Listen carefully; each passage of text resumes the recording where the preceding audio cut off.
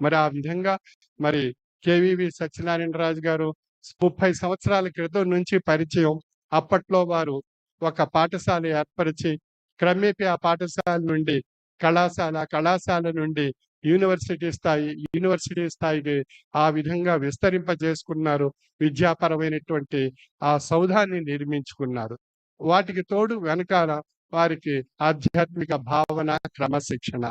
ఈ 2 వారు నేర్చుకున్నటువంటి అంశాలు మళ్ళీ ఆ భావనని ఆ యూని ఆ విద్యార్థులకు తెలియజేయడానికి విద్యాపరమైనటువంటి శక్తిని ఉపయోగించుకుంటూ ముందుకు నడుస్తున్నారు. ఆ విధంగా వారు తెలుగు భాషకు చేసేటువంటి ఒక అద్భుతమైనటువంటి కృషి. మరి ఎన్నో సంస్థలున్నాయి మన ఆంధ్రప్రదేశ్, ఉభయ తెలుగు రాష్ట్రాల్లో కూడా.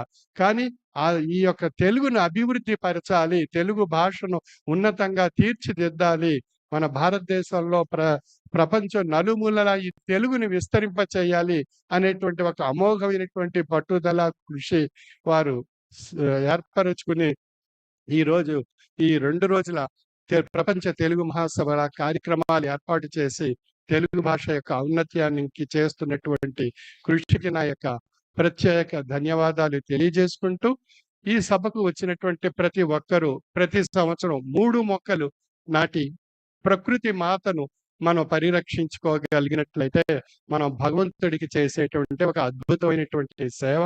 ఆ అద్భుతమైనటువంటి సేవను ప్రతి ఒక్కరూ ఆచరిస్తూ భగవత్కృపకు పాత్రలు కాగలుగుతారని ఆశిస్తూ సర్వే జనా సుఖినో భవంతు.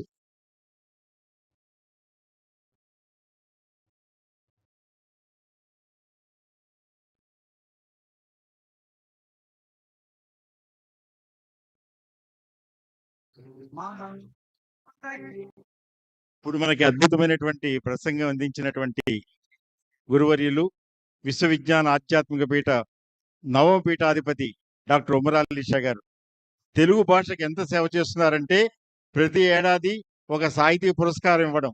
ఇంకో విశేషం ఏంటంటే ఇప్పుడే చెప్పారు 6వ పీఠాధిపతి యొక్క 141వ జయంతి ఈరోజు.